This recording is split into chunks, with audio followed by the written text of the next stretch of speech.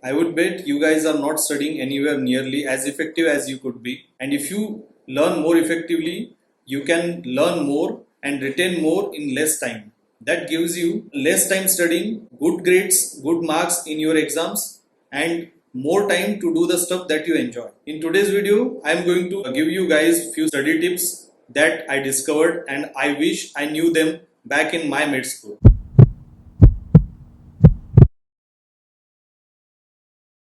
Active learning. Active learning is something that you do actively, not just reading the pages of book, not just listening to the lectures, but you take the information more actively. First of all, you have to identify the important information that is given in the textbook, which is taught to you in the lectures. So identifying important information from the topic will save you a lot of time, and that time you can utilize to do the another activity. After identification of important information from that topic, you have to organize that information. You have to make a note of the important points that you have collected from the textbook. Those notes you have to make in your own words. So for that you can use iPad, or you can write down the notes by yourself. To make a note, you can use various methods like diagrams, flowcharts, flashcards. You can make a audio recording of yourself teaching yourself. This is effective way of studying. Don't jump from topic to topic. You understand a particular topic first, then you make that topic easier in your language to better understand. Ask yourself a question: can you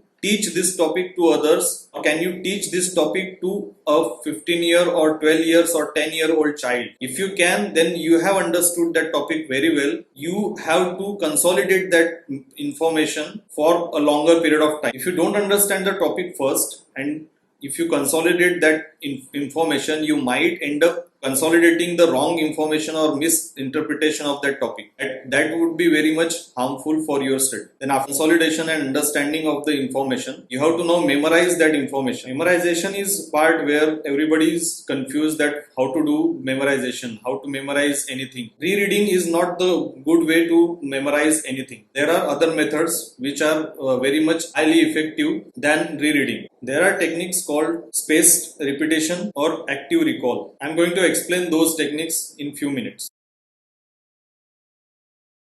A lot of research says that taking notes is not an efficient way to study unless you do it properly. So how to take a proper notes? First of all, you have to identify the important information that is given in the textbook, concise that information. Then instead of making notes, you make the question and you answer. By doing this actively, you will recall those topics or those information very precisely and for the longer duration of time. Just copying what is written in the textbook is a passive way of taking notes. That is not effective method of studying. Do the first reading from the textbook, then you understand the topic, close the book, and now you try to write down that topic in your own words. Lectures are very good way for understanding any topic. If you don't understand any topic, should ask the question to lecturer, or if you are not able to ask the question while the lecture is going on, you can go and meet the lecturer or professor, approach him and try to understand the concept. Don't forget,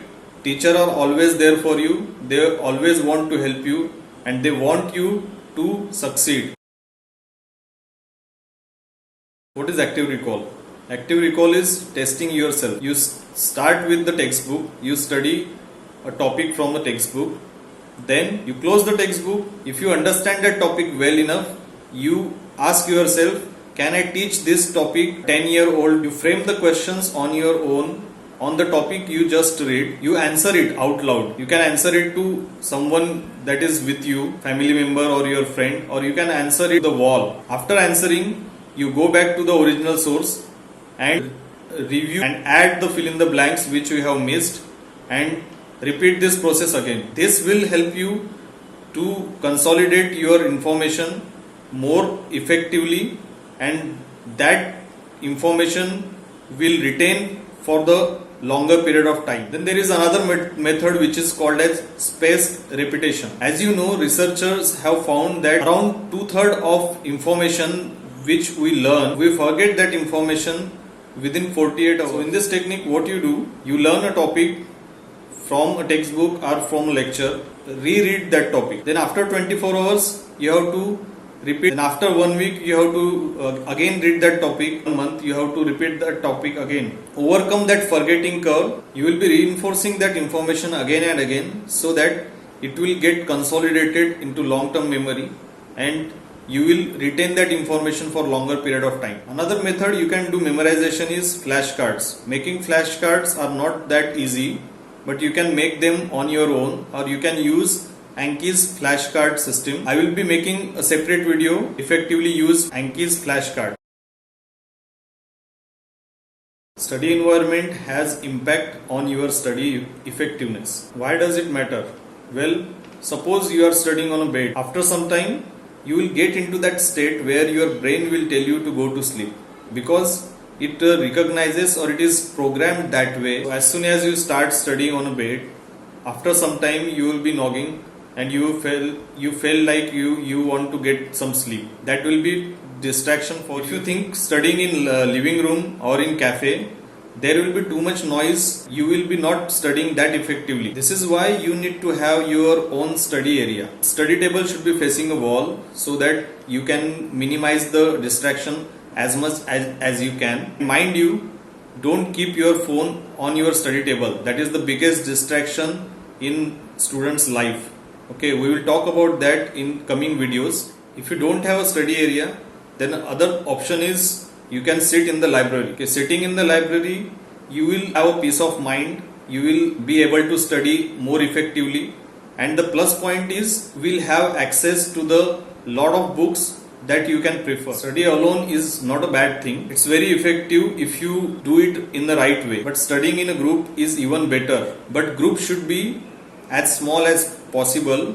Minimum of 2 or 3 people should form a group. Take an example that you are studying transcription process and your friend is studying translation.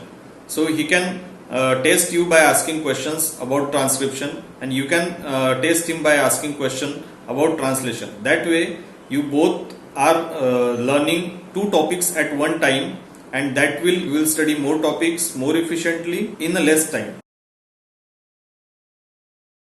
Study technique I personally used when I was in med school was Pomodoro technique.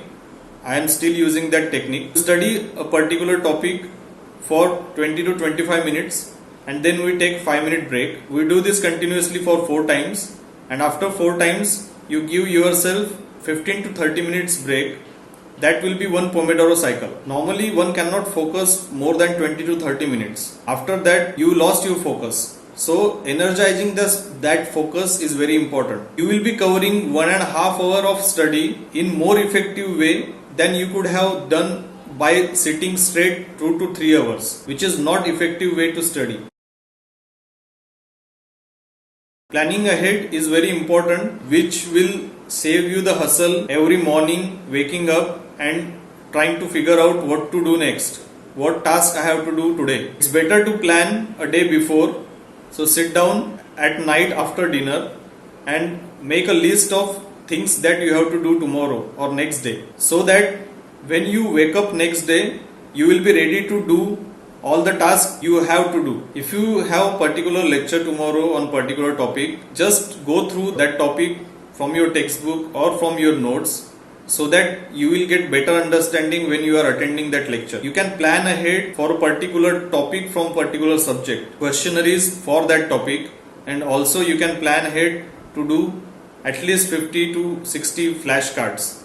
That way you will be utilizing your time more efficiently and you will get a good output out of that. So I hope this study technique will help you guide through your study and make you more efficient. I'll be making second part about the study technique.